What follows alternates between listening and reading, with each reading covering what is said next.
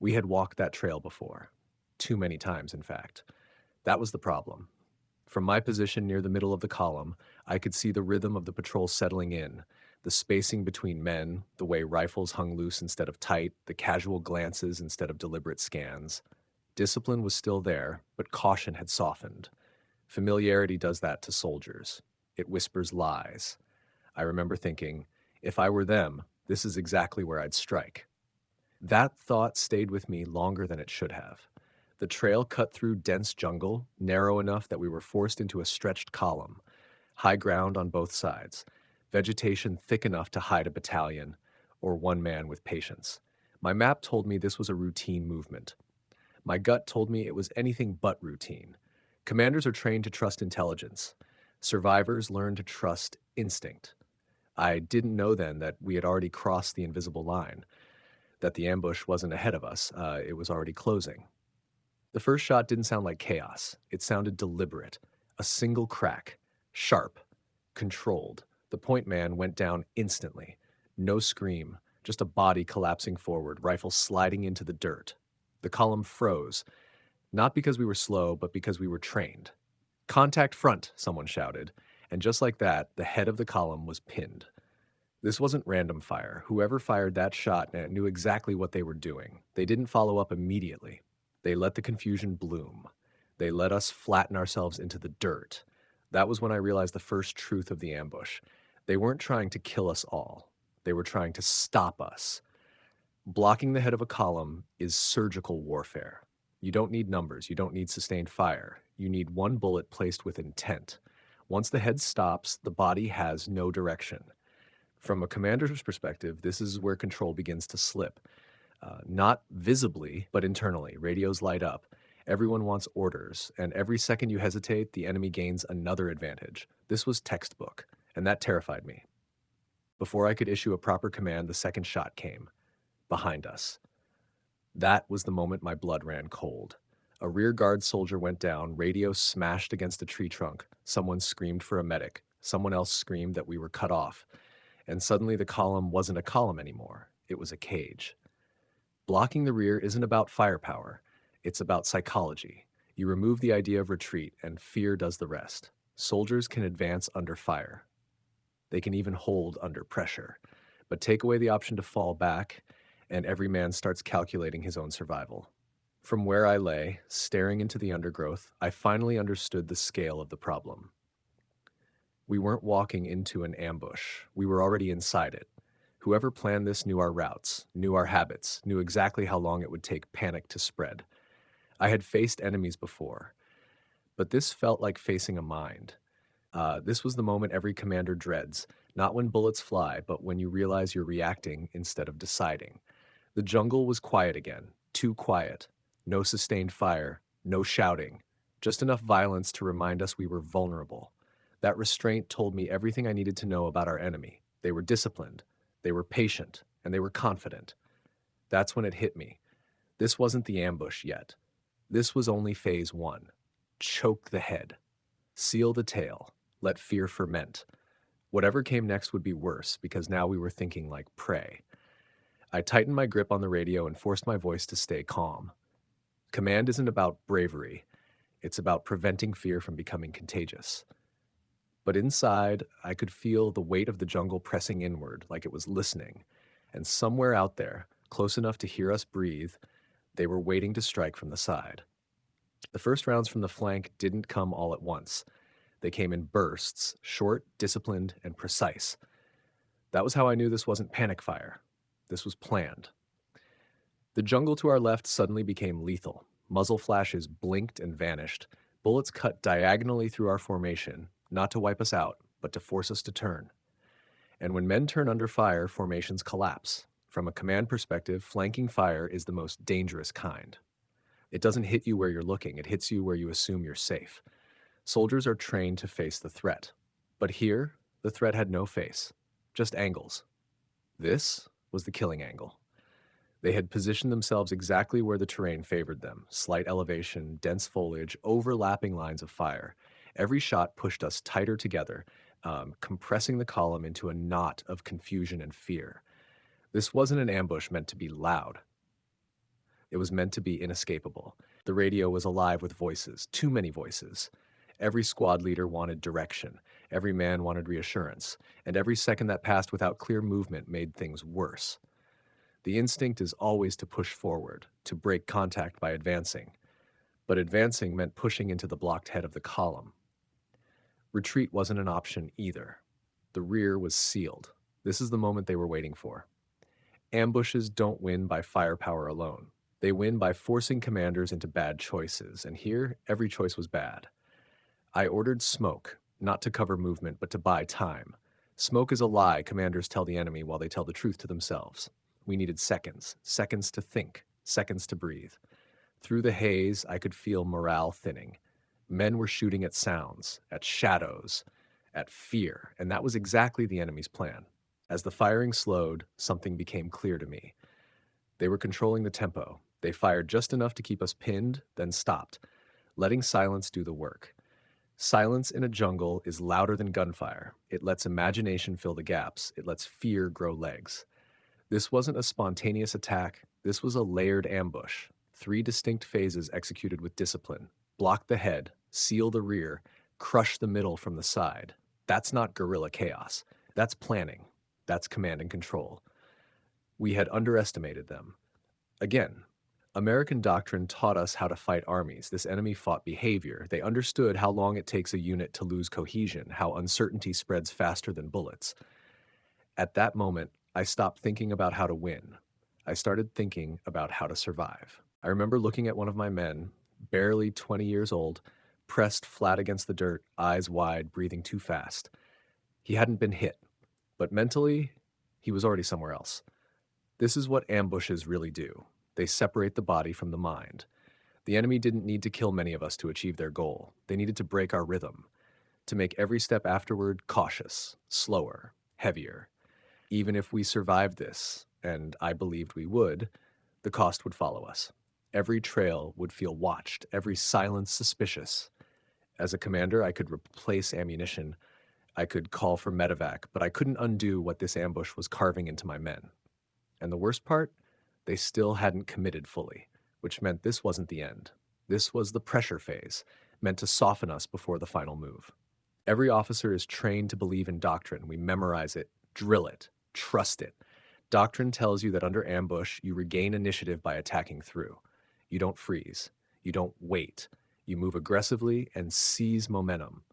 That's what the manuals say. But manuals don't hear men screaming for medics. Manuals don't smell blood soaking into jungle soil. Manuals don't watch fear crawl into a soldier's eyes. Pinned from 3 directions, my unit wasn't facing an enemy force, it was facing geometry, angles, distance, visibility. The jungle itself had become a weapon. I knew what doctrine demanded, and I knew what it would cost. Ordering an assault through the flank meant sending men uphill into concealed fire. Ordering them forward meant running into the blocked head, if someone wouldn't come back. Command isn't about making clean decisions. It's about choosing which tragedy you can live with. I ordered controlled suppressive fire, not to advance, but to test them. We poured rounds into likely positions along the flank, sweeping tree lines, hoping to force a reaction. Nothing. No return fire. No movement. Just silence. That silence told me everything. They weren't reacting to us. They were waiting us out. That's when it hit me. This ambush wasn't designed to destroy us quickly. It was designed to drain us. Ammo, morale, time. The longer we stayed pinned, the more vulnerable we became to artillery, airstrikes, or reinforcement delays. They didn't need to stay forever. They only needed to stay long enough.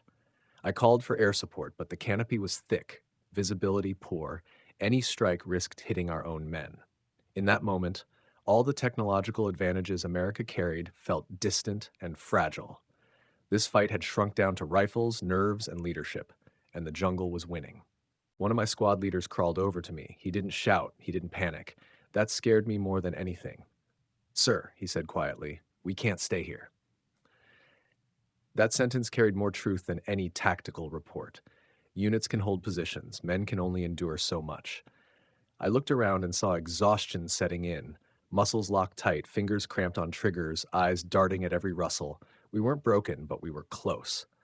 That's when I realized the enemy had already achieved their objective. Even if they disengaged now, this patrol would never move the same way again. Caution would replace confidence. Speed would replace boldness. Every shadow would demand attention. That is how ambushes win wars, not by annihilation, but by erosion. I ordered a slow, disciplined withdrawal toward the strongest cover available. No heroics, no charges, just survival. It went against everything I'd been taught, but it was the right call. The firing stopped as suddenly as it had begun. No pursuit, no final volley, just silence. They let us go. That was the most unsettling part of all. As we regrouped, counted heads, and treated the wounded, I understood the final layer of the ambush. Mercy wasn't weakness, it was calculation. By letting us live, they ensured we would carry the lesson forward. We walked out slower than we walked in. Every man scanning the jungle, every step deliberate, every sound amplified. We had survived, but we had been changed. And somewhere behind us, unseen and untouched, the ambushers melted back into the forest, already planning the next trap. That day, I learned something doctrine never taught me. Sometimes the enemy doesn't need to win the fight. They just need to own the terrain inside your head. Only after we pulled out did I truly understand what we had walked into. That ambush wasn't chaos, it wasn't desperation, it was architecture. Every element had a purpose, every pause was intentional. Blocking the head wasn't meant to stop movement forever, only long enough to create uncertainty. Sealing the rear wasn't meant to annihilate us, only to remove the idea of escape. The flanking fire wasn't about body count, it was about angles, pressure, and fear. From a commander's standpoint, it was a masterclass in economy of force. They used minimal men to control maximum space. They let terrain replace manpower. They let silence do what artillery couldn't. We had always measured success by terrain taken, enemies killed, positions held. But this ambush operated on a different ledger, one that tracked confidence lost and habits broken. And in that ledger, they won. American doctrine is built on momentum, fire and maneuver, aggression, overwhelming response. These principles work when you can see the enemy, fix them, and destroy them. But this enemy refused to be fixed. They didn't fight our strength.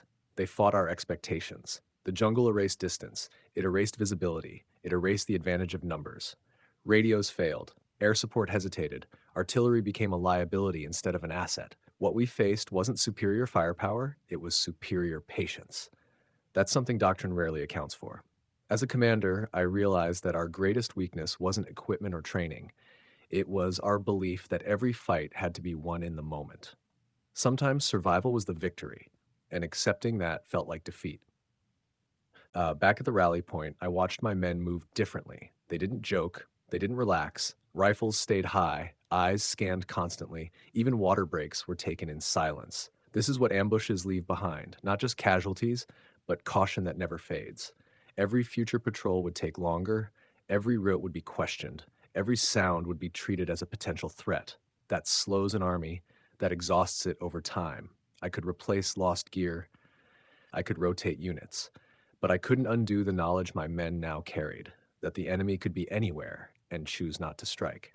That kind of awareness ages soldiers fast. The hardest lesson wasn't tactical, it was personal. I had believed control meant dominance. That command meant forcing the enemy to react to me. That day taught me something different. Real control is knowing when you've already lost the initiative and acting to save what you can. They didn't defeat us by killing us. They defeated us by deciding when the fight would end. As a commander, that realization stays with you. It reshapes how you think about leadership, about victory, about the cost of arrogance in unfamiliar terrain. We left the jungle alive, but we left behind certainty. And in war, certainty is often the first casualty. That ambush ended in the jungle, but it never really ended for us. Weeks later, on different trails in different provinces, I would see the same behavior repeat itself. Patrols slowed down, point men changed more often, men scanned the trees longer than the ground ahead. Silence made everyone uneasy. No one said it out loud, but everyone remembered. The enemy didn't need to ambush us again. They had already implanted the idea. That is the true power of a layered ambush. It doesn't just kill soldiers, it reshapes how an army moves. Every future decision carries the echo of that moment when control slipped away. As a commander, I learned that wars aren't only fought with bullets and orders, they're fought inside memory.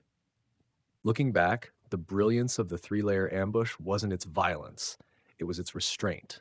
They chose when to fire. They chose when to stop. They chose when to let us live. That kind of discipline is terrifying. From a military standpoint, it was asymmetric warfare at its finest. They didn't need air superiority. They didn't need numbers. They needed time, terrain, and understanding of human behavior. They knew how Americans fought. They knew how we reacted under pressure, and they built the ambush around that knowledge. That's not luck. That's adaptation. And adaptation wins long wars. Years later, when people asked me about Vietnam, they expected stories about firefights, airstrikes, and victories. I rarely talked about those. I talked about that ambush because it taught me something no classroom ever did. Leadership isn't about forcing outcomes. It's about understanding limits, your own and your enemies. That day, my job wasn't to win. It was to bring my men home. And that realization changed how I measured success for the rest of my career.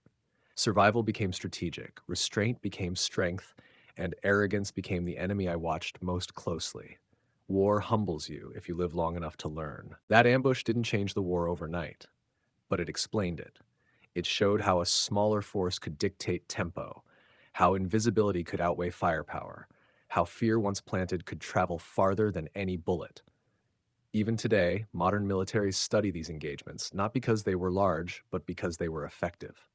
The lesson is simple and brutal. If you control movement, if you control perception, if you control when violence begins and ends, you don't need to win every fight. You just need to make sure the war is never comfortable again. And that is how a jungle ambush, barely remembered on any map, followed us long after we left Vietnam.